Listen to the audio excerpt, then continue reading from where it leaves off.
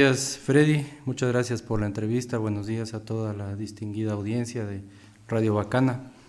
Sí, efectivamente, Freddy, el 7, 8 y 9 de septiembre, la Empresa Eléctrica Regional del Sur coorganiza en conjunto con la ECUACIER, que es el capítulo ecuatoriano de la Comisión de Integración Energética Regional, que es una comisión o un grupo de trabajo que se dedica a buscar justamente la integración energética de todo el continente sudamericano y donde se han incorporado también algunos países de Centroamérica. Le decía, organiza el 36º Seminario Nacional del Sector Eléctrico Ecuatoriano.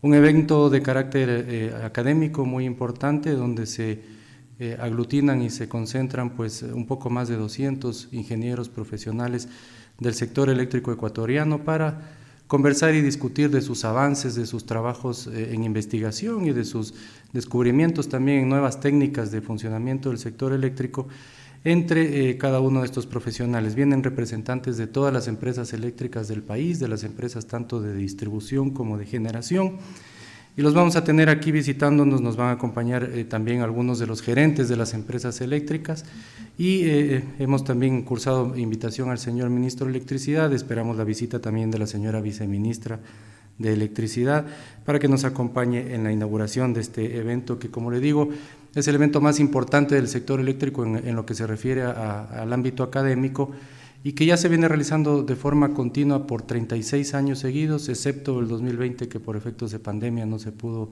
realizar, y que es la segunda vez que se organiza acá en la ciudad de Loja. Esto ya se organizó hace alrededor de 20 años y esta vez tenemos la suerte de coorganizar, pues, y estamos invitando a los profesionales de la energía eléctrica que quieran acompañarnos y conocer sobre los avances de lo que ocurre en el país y puedan pues también reunirse y confraternizar con profesionales, como digo, de todas las empresas eléctricas del país. Esto va a iniciar con una inauguración el día 7 de septiembre, vamos a hacer en los salones del Hotel Sonesta, y posteriormente pues 7, 8 y 9 sería el seminario y el día 10 culminaríamos con una visita a los profesionales que así les interese a la central eólica Villonaco. Me distinguió Freddy. Solo una pregunta técnica también ahí del evento. ¿Cuántos se aspiran? O sea, ¿para cuánto es la capacidad? ¿Hay cupos limitados? ¿Cómo es? ¿Quiénes pueden participar? Nosotros hemos programado, digamos, la capacidad de los locales está para hasta unas 300 personas. Hasta el momento ya tenemos un poco más de 200 inscritos y siguen abiertas las inscripciones. Las inscripciones pueden asistir estudiantes seguramente sí, a la universidad. El proceso de inscripción se lo hace a través de la página web de ECUACIER. Está abierto ahí un enlace, www.ecuacier.org.es. Por eso le preguntaba. Sí, está abierto a profesionales, a toda persona que tenga interés en la parte, digamos, académica de la ingeniería eléctrica. Por eso, sí, entonces sí hay cabida para los estudiantes de la universidad y pueden venir de otras ciudades, entiendo, ¿no? Sí, como le digo, vienen, ya tenemos confirmados inscritos de todos los rincones del país, desde Esmeraldas hasta, bueno, El Oro, Macará, pues estuvo bonito eso, desde Esmeraldas hasta El Oro, porque ya eso de Carchi al Macará, también ya hostiga, eso está bien. Es como también, así es. Matilde, algo de proceso que se dice, ¿no?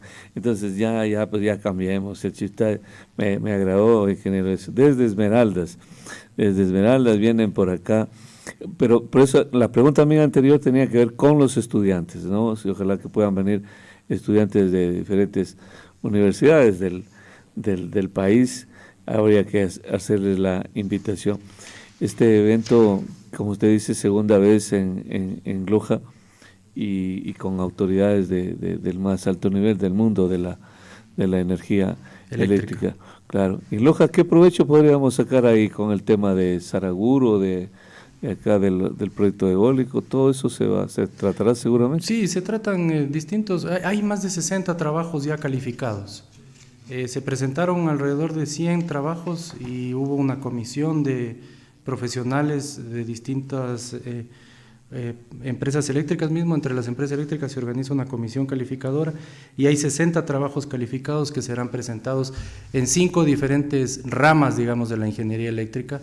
estamos hablando de trabajos especializados en la parte de generación de electricidad, que usted hablaba de las centrales eólicas, hidráulicas, en la parte de transmisión de electricidad, las líneas de transmisión de alta tensión, en la parte de distribución, que es el campo que cubre principalmente la Empresa Eléctrica Regional del Sur, en áreas específicamente ya solo de abastecimiento energético, cálculos energéticos, y también lo que se denomina áreas corporativas. También la parte administrativa de las empresas eléctricas es un filón importante, la parte comercial, la parte de recaudación, la parte de cobros, la parte de facturación. Son áreas importantes donde hay trabajos interesantes de cómo problemas que a veces suelen ser comunes entre las empresas eléctricas. Hay gente que tiene visiones diferentes en otra ciudad, en otro sector del país, que lo está resolviendo ese problema de una forma creativa y que pues al compartir las experiencias también entre todos aprendemos y compartimos ese conocimiento. El Cerro Puclla, de Saraguro, ¿no? Así se denomina. ¿Despierta expectativa o no? Por la parte eólica, me dice usted. Claro, en el mundo de la generación eléctrica. Verá,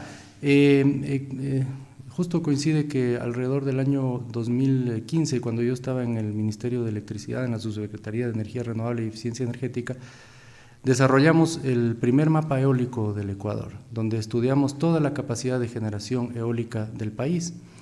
Y efectivamente se destacaba la capacidad o el potencial que tiene la provincia de Loja específicamente sobre otras provincias del país en su capacidad de generación de electricidad. Entonces, entre todos esos sectores, tenemos aquí en la provincia de Loja algunos de los puntos de mayor capacidad y productividad de energía en lo que a potencial eólico se refiere. También en algún momento desarrollamos el mapa de energía solar. Y así tenemos que la provincia de Loja también es la que tiene el mayor potencial en cuanto a energía solar a nivel nacional, estimado Freddy. Ingeniero, bueno, creo que hubo ahí ¿cómo se llama el cerro donde va la generación de eólica en Saraguro? No estoy al tanto específicamente de ese punto, pero tenemos acá… bueno, es Saraguro, ¿no? Es sí. Saraguro. Es Saraguro. La Loma del Oro. No. Por eso le decía, si esa… usted se refiere a Huascachaca. Sí, a Huascachaca. Ya, perfecto. ¿Quién no se va a acordar de Huascachaca? Sí, es lo más fácil. Me dijo Julio, me confundió un poco. Sí, a ver, el proyecto eólico Huascachaca viene desarrollándose ya durante algunos años. Justamente he conversado con algunos de los profesionales que lo iniciaron a investigar hace casi como 20 años, empezaron las mediciones de energía de viento. Sí, el proyecto efectivamente está ubicado en el cantón Saraguro, prácticamente ya en la frontera con la provincia de La Suay, prácticamente sí, frente a lo que se llama Santa Isabel, Yuluc, exactamente. Tiene una capacidad de 50 megavatios, que viene a ser un poco más del triple ya de lo que viene a ser nuestro parque eólico Villonaco. Ajá. Y aunque tiene una menor potencialidad de energía, el parque eólico Villonaco tiene un interesante factor de planta que es uno de los más altos del mundo, alrededor del 60%. En el parque eólico Huascachaca se espera un poco menos, alrededor del 29% de productividad, que para un parque eólico es una potencialidad aceptable. Y como yo le comentaba un ratito antes de empezar la entrevista, los recursos naturales como el viento y el sol son unos recursos un poquito más caprichosos, ¿no? Y el agua incluso.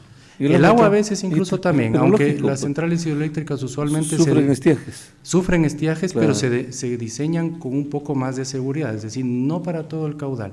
Mire, por ejemplo, Paute, que usted conoce muy bien, fue diseñada para un caudal de 200 megas, es el caudal 200 metros cúbicos por segundo es el caudal para el que fue diseñada la central de Paute, para que produzca toda su capacidad o su potencia de energía, los 1100 megavatios que puede producir en este momento. Sin embargo, en el río Paute hay veces que hay caudales de 30 metros cúbicos por segundo, como hay veces que yo lo he visto, caudales de 2000 metros cúbicos por segundo. Y así nos ocurre también con los otros recursos, como el sol y el viento. Entonces, los proyectos son diseñados para una capacidad que resulte técnica y económicamente adecuada, y que además todos los proyectos son complementarios entre unos y otros, de tal manera de que en el mismo instante que yo demando una cantidad de energía, pueda ser suministrada esa cantidad de energía, si no es por un proyecto, por el que está al lado o por el que está más allá en otro sector del país. Para eso tenemos el Sistema Nacional Interconectado. Claro, pero un estado como el Ecuador debe tener las térmicas papelito, ¿no? Porque fíjese usted, falla el sol, falla el viento, falla el agua, las únicas que no van a fallar son las térmicas. Sí, a ver, siempre se necesita una reserva de energía. Una reserva.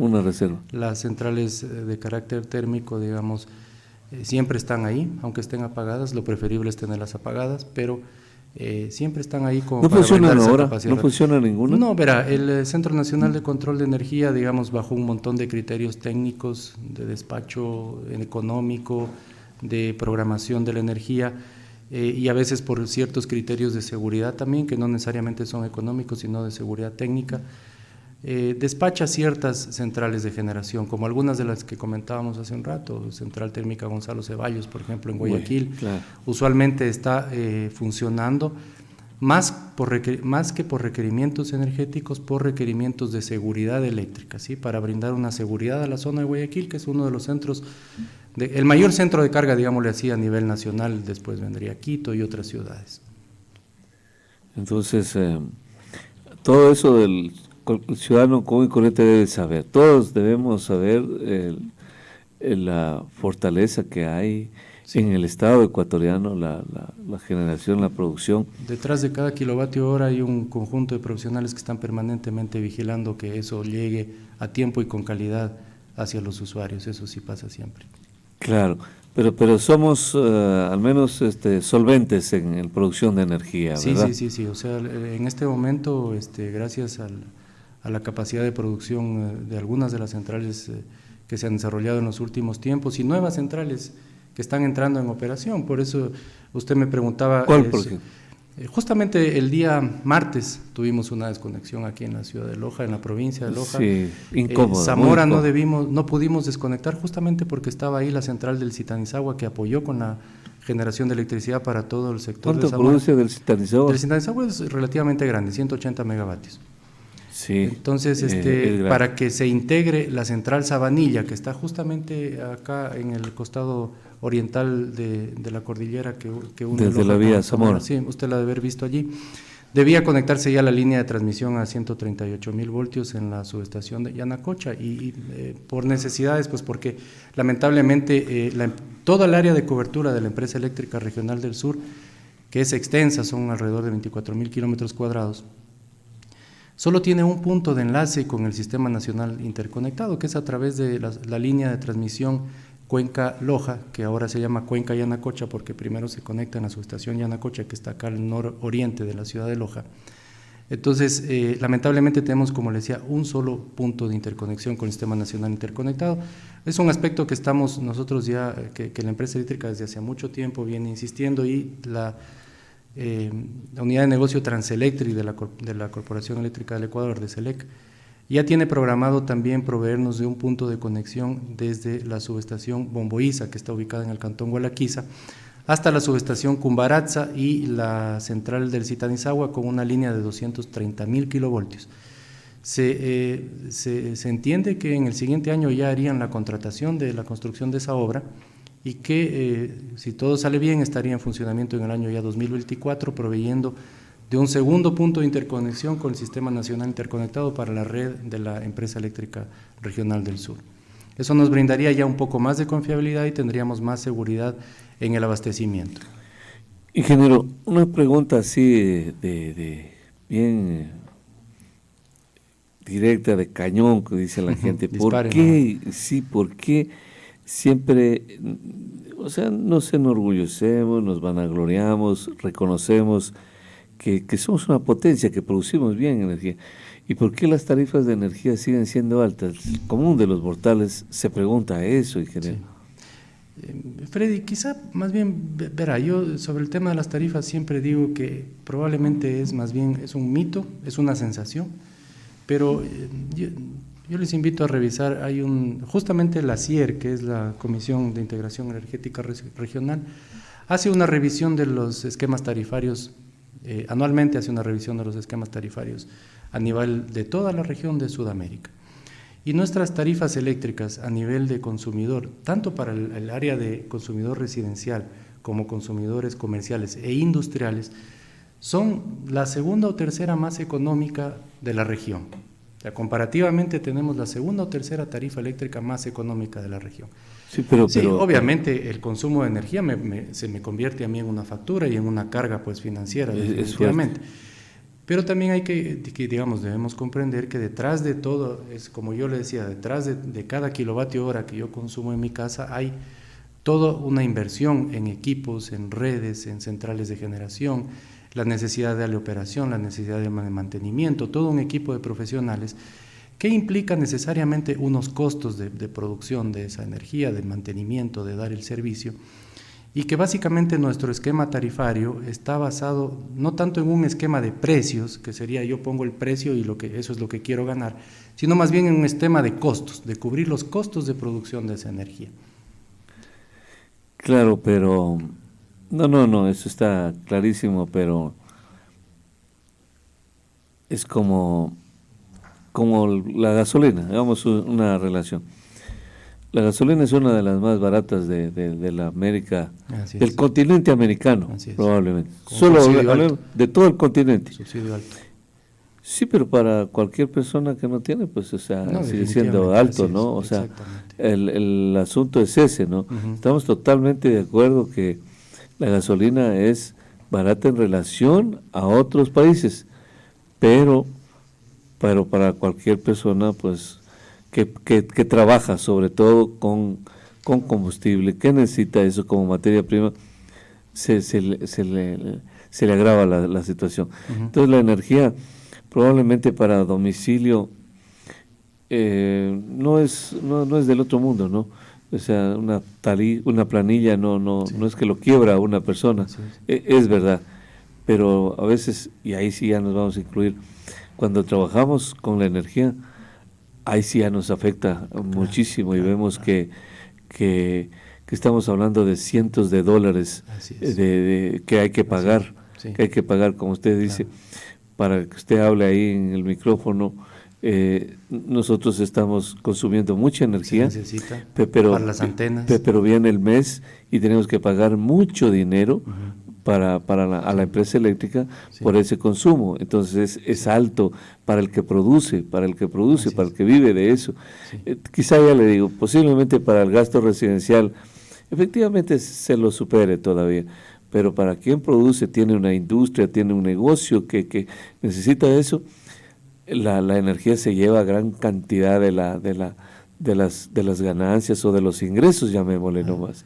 Efectivamente, Freddy, pues digamos, la energía es un recurso que se ha convertido casi en vital para la sociedad, digamos, es el fondo, es lo que está atrás de casi toda actividad productiva a nivel mundial, ¿no? Casi toda actividad productiva está en su generación de producto, de riqueza, está involucrada la necesidad de un consumo energético. Entonces, lo que más debemos cuidar en ese aspecto, Freddy, es justamente de qué manera estamos consumiendo la energía. Quizás a veces tal vez no nos demos cuenta de que hay formas de consumir la energía que me producen el mismo resultado, de dos formas diferentes, consumo en uno más energía, en otro menos energía, obteniendo el mismo resultado. Eso se llama la eficiencia energética. La eficiencia energética es ese concepto de que haciendo a veces quizás una inversión, a veces hasta sin inversión, simplemente cambiando de conceptos o de criterios en las formas en que yo consumo la energía, obtengo el mismo resultado, obtengo la misma producción o el mismo resultado de confort o de comodidad en mi hogar sin consumir más energía. ¿Sí? Recuérdese aquella antigua frase que decía, el que más apaga, menos paga. Así mismo. Que era la base del concepto de eficiencia energética. Eso se ha desarrollado ya a nivel mundial muchísimo. Por ejemplo, en iluminación, acuérdense, antes teníamos lo que se llamaban los focos incandescentes, que eran energéticamente muy ineficientes, consumían muchísima energía y producían... y alumbraban menos. Ahora tenemos, por ejemplo, las lámparas de tipo LED, que consumen hasta 10 veces menos de lo que necesariamente consumía una lámpara o un foco incandescente. Entonces, también la tecnología nos ha ayudado muchísimo a desarrollar y a mejorar el consumo de energía. Entonces, en ciertos aspectos de la parte productiva especialmente, hay ciertos criterios de eficiencia que ayudan muchísimo a disminuir el consumo. Por ejemplo, a nivel de hogar, vamos a poner un ejemplo, a nivel de hogar. tenemos un gran consumidor de energía que a veces no nos damos cuenta. No sabemos, no nos damos cuenta, pero puede ser, por ejemplo, el refrigerador. Hay refrigeradores que a veces ya están o un poquito viejitos, o que a veces, por ejemplo, la puerta no cierra bien, o ya necesita una recarga de gas, o de repente alguna parte del refrigerador está defectuosa, y ese refrigerador pasa todo el día encendido, cuando debería tener un ciclo de funcionamiento que pasa una cierta cantidad de tiempo encendido y otra cierta cantidad de tiempo apagado. Pero automático. Automáticamente. Pero no es que nosotros vamos a irlo a desconectar. No. El refrigerador automáticamente consume. Se regula. Energía, se regula, exactamente. Ajá. Pero si ya empieza a tener un defecto en algún lugar, como digo, que a veces la puerta no cierra bien, o el propio termostato ya puede estar fallando, ese refrigerador pasa consumiendo energía todo el día sin que nos demos cuenta. Y al final del mes vemos la planilla y decimos, pero ¿por qué tanta energía que he consumido? No sabemos de dónde viene. Entonces hay ciertos aspectos que uno tiene que estar vigilando, atento, a ver qué está ocurriendo, qué pasa con las luces. A veces de repente se queda un televisor prendido. Es solo un televisor, dice la gente, pero un televisor también consume su cierta cantidad de energía. Entonces esos aspectos de cuidado de la energía también nos ayudan a que la planilla sea lo más justa necesaria en cuanto a consumo. Pero ustedes son conscientes de que el consumo ha aumentado. Por ejemplo, usted también me va a decir que es ínfimo quizá el consumo de celulares, pero todo el mundo tiene dispositivos en la casa. Imagínense 4, 5, 6, 7 miembros. Correcto. Cada uno tiene su celular que lo está cargando, que tiene un computador, una laptop, pantallas, que también los está cargando insistentemente. A eso súmenle pues televisores, los electrodomésticos, la línea blanca, ¿no? Todo eso está, la plancha, que antes decían que era la que más consumía. Entonces por eso dijeron, hay que andar como los franceses ahí sin nada, pero no, aquí nosotros somos aseaditos, entonces andamos bien planchaditos y eso consume, por así todo lado se consume. Imagínense, ingeniero, solo en un domicilio, vea usted el alto consumo de energía y cómo no podemos prescindir de la energía, del consumo de energía. ¿Cómo le parece a usted, cómo le queda el hecho de que las personas que trabajan con la energía, que necesitan mucho más energía, porque además nosotros tenemos la costumbre que no tenemos luz, lo que no tenemos en realidad es energía, ¿no? Energía eléctrica. Entonces, el consumo es alto, cada vez es más alto, ingeniero. Sí. Vea, justamente lo que estábamos hablando, y usted bien lo desarrolla. Vivimos ya en una sociedad, digamos, si uno recuerda años atrás, la cantidad de dispositivos eléctricos que existían en los hogares eran muy pocos, la plancha, la refrigeradora, unas cuantas luces, quizá un televisor, un radio, pero ahora tenemos muchísimos más dispositivos, sistemas de computación en general, celulares, tablets, computadoras. Un computador consume alrededor de 100 vatios promedio, ¿no? Dependiendo de cada tipo de computador, cada uno tiene un consumo diferente. Pero si usted lo tiene 5 horas encendidas en el día, ya son 500 vatios hora, lo que viene a ser ya medio kilovatio hora solo en un día. Eso, digamos, si usted hablamos de 30 días en el mes, ya podríamos estar hablando de cerca de 15 kilovatios hora que me consumiría solo un computador, y eso traduciéndolo a términos energéticos podría ser alrededor de un poquito más de $1 en la planilla al final del mes. Solo un computador teniéndolo encendido 5 horas al día y uno no se da cuenta. La carga de celulares, las tablets, los sistemas de sonido que usamos ahora que consumen gran cantidad de energía y otros elementos también del hogar que de gotita en gotita acumulan al final del mes pues una gran cantidad de energía. La recomendación es, si tenemos digamos algún problema con el consumo del hogar, revisar primero la calidad de las instalaciones, si es que no hay elementos que me estén generando pérdidas, robos de energía, por ahí un cable pelado que esté haciendo perder energía por un contacto tal vez con tierra o alguna cosa de esas que me esté generando una pérdida de electricidad, una fuga. Primero. Segundo, tener siempre la atención y la precaución sobre qué es lo que está consumiendo energía en el hogar Y, por ejemplo, si salgo de una habitación, apaga la luz. Apagar la luz. Exactamente. El que más apaga, menos paga. Esa era una frase. Es una consigna. Así es. Debería ser una consigna. Ingeniero, muy interesante el tema de la energía, cómo cada vez somos más dependientes. Imagínense, usted le iba a preguntar, que obviamente no tiene la obligación de saber, bajo ningún punto de vista, no lo quiero comprometer, pero le voy a preguntar, Iván, con todo gusto. ¿Cuánto podría consumir un colegio, una unidad educativa grande? ¿Cuánto cree que planilla de energía, o sea, de consumo de energía? Debe ser enorme, ¿no? Claro, me pone a hacer cálculos mentales. Claro, rápidos. Por eso le dije, pero sí es importante, evidentemente, digamos, cuando no está en clases no debe ser tanto, pero imagínese ya un conjunto de aulas con iluminación encendida. Exacto, a eso, por eso estaba pensando, muchas veces también con aparatos de proyección, que ahora ya los usamos como ayudas didácticas, claro, digamos, proyectores, computadores. Sí es importante el consumo. Claro, sí, claro debe ser muy alto, ¿no? Sí. Entonces los mismos estudiantes que conectan sus teléfonos, ponen por ahí, a cargar ¿no? teléfonos, las laptops, los maestros. Muchos estudiantes llevan ya ahora un computador a veces a clases, no tanto a nivel, digamos, de educación básica o secundaria, pero en las universidades se los ve a todos los estudiantes ya con su computadora en la mochila. Claro, es que no nos salvamos por ningún lado, porque si no le consumimos al colegio energía, entonces nosotros tenemos que pagar libros, cuadernos y todo. Si tuviésemos un dispositivo, posiblemente el consumo aumentaría en el colegio, pero nosotros nos evitaríamos de comprar libros hasta de $300. Este rato la lista de libros en escuelas y colegios, no nada pelucones, ¿no? Sí, nada pelucones, colegios religiosos cuya lista de libros oscila entre 300 y pico o poco más de dólares. Entonces, fíjese, a veces nos dicen, la educación tiene que ser gratuita.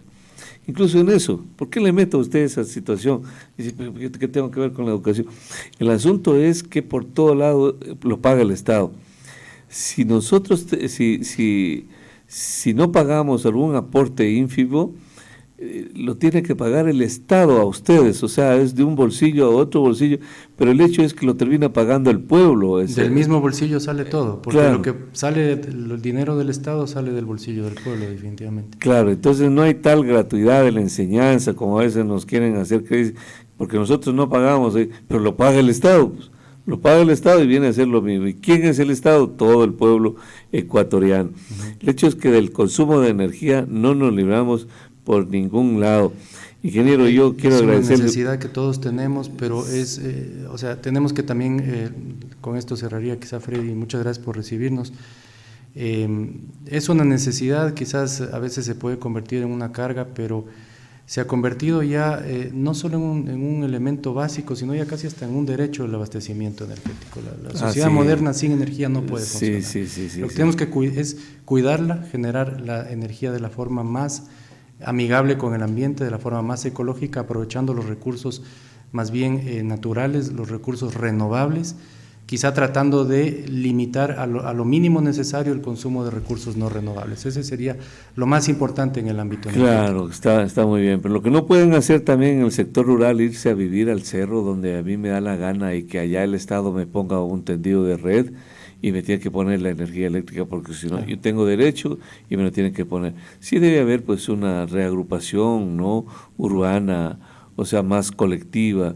Yo pienso esto, hasta para que el Estado pueda proveer no solo del servicio de energía eléctrica, sino de varios servicios como agua potable, alcantarillado, salud, en fin, educación.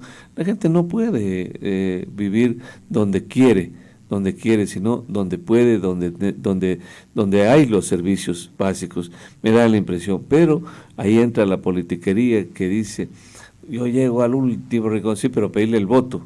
Pero cuando ya gana, no le puede dar los servicios. Aquí en Loja, nomás vea usted, 60% de los barrios de la ciudad no tienen servicios básicos, excepto la luz. Cuando un día me topé con un caso que lo cuento de un amigo que vino a hacer un trabajo humilde, porque uno a veces se hace demagogia también. Claro, la empresa eléctrica no pone, no está. Me topé con un caso así de los que uno se llena de experiencia. Dice, me fui a vivir a tal barrio. aquí un barrio que es yendo a la vía Cuenca a la derecha, de ahí girando para la izquierda y otra vez a la derecha. Ya, está facilito. Entonces... Nadie se pierde. Nadie se pierde. Entonces, dice el amigo, hermano, pero no me ponen la luz. Y era plena pandemia. Oh. Claro. Y el niñito de él vivía con su hijo, como todo buena madre que es su padre, ¿no? Él vivía con su hijo. Entonces, y estudiaba. Y no le podían poner el medidor. Pero ¿cómo no te van a poder poner un medidor, hermano? Pues es la ciudad aquí. No me pone, ya me he ido 1000 veces a la empresa eléctrica y no me pueden poner. Y uno que hace así de metido, de padrino, averiguo. ¿Por qué no le ponen? Dice que el transformador no tenía capacidad. Ya estaban todos los vecinos cogidos de ahí de ese transformador y el municipio no había diseñado los planos de las calles de la ciudad, no se sabía dónde era, la empresa eléctrica no podía intervenir ahí, no habían los postes, era un infierno cuya responsabilidad era el 99.9% del municipio de Loja. Y la empresa eléctrica no podía intervenir ahí porque no había cómo. Imagínese usted, entonces uno dice la empresa eléctrica, cuando averigua se da cuenta que es el municipio, por la marginación de los barrios que hay ahí. Entonces uno así aprende y el hombre tuvo que cogerse de un cablecito del otro vecino que tenía el medidor hasta poder solucionar ese problema y la empresa eléctrica intentaba solucionar el problema al vecindario. Así funcionan las cosas, querido ingeniero, por eso hay que saber, hay que averiguar. Pero me da mucho gusto con el evento académico, algo muchas para gracias. Loja, ¿no? Sí.